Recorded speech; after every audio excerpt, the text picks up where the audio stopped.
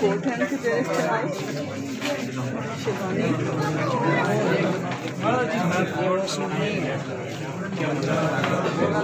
नाज़रीन, यहाँ पर लिखा हुआ है जी, कायदे आज़म आईने अय्याम में कराची में पैदा हुए 1876 में, 1887 में सिंध मदरसा इस्लाम कराची में दाखिला लिया। 16 साल की उम्र में अम्मी बाई से शादी की। कराची से यूरोप रवाना हुए 1892 में।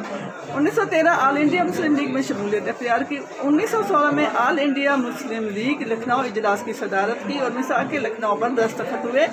1920 में गांधी के साथ इख्तिलाफात पर कांग्रेस से इस्तीफा दे दिया।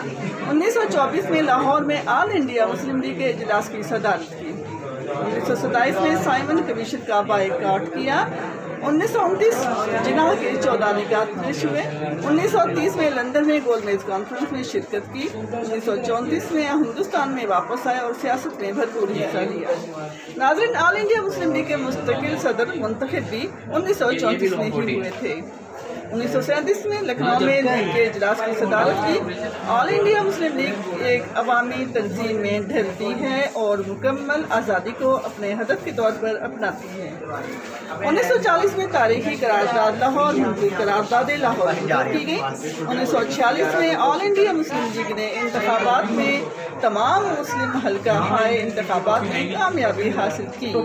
कैबिनेट मिशन प्लान का ऐलान किया गया। कैबिनेट मिशन प्लान मुस्तरद और दस्तूर साज असम्बली के बायकाट का ऐलान 1946 में हुआ।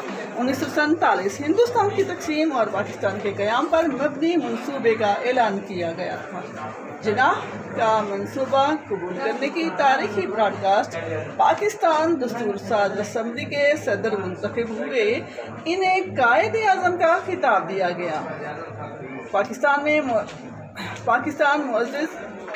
यहाँ पे गलत लिखा हुआ है, पाकिस्तान माल से वजूद में आता है। ये ज़ात से लिखना था, गलती से शायद से लिखा गया है। पाकिस्तान माल से वजूद में आता है। कायदे आज़म पहले गवर्नर जनरल के तौर पर हल्फ उठाते हैं। कब उठाते हैं? मतलब 1947 में और 1948 में आखिरी सांस ली। जी नाज़रीन, इस वाले पोर्शन में यहाँ तक। अब हम अगले पोर्शन की तरफ बढ़ते हैं। इजाज़त दीजिए। अल्लाह हाफिज़। पाकिस्तान जिंदाबाद।